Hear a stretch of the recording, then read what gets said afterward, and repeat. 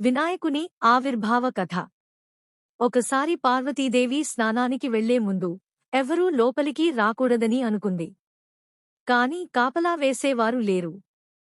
అప్పుడు ఆమె తన శరీరంపై ఉన్న సుగంధ ద్రవ్యాలు, పసుపు, కుంకుమతో ఒక బొమ్మలా తయారు చేసింది.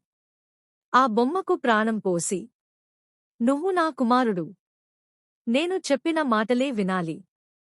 ఎవరూ లోపలికి రానీయకు" అని చెప్పింది. ఆ కొత్తగా పుట్టిన బాలుడే వినాయకుడు.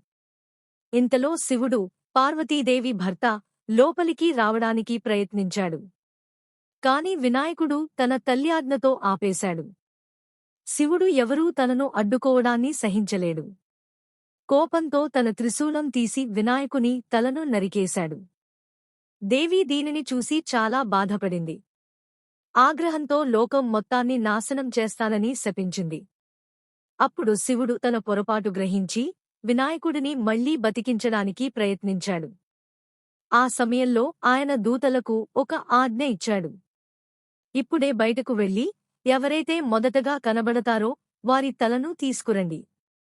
వాళ్లు బయలుదేరగా మొదట కనబడింది ఒక ఏనుగు పిల్ల. వెంటనే దాని తల తెచ్చి వినాయకుడికి అమర్చారు.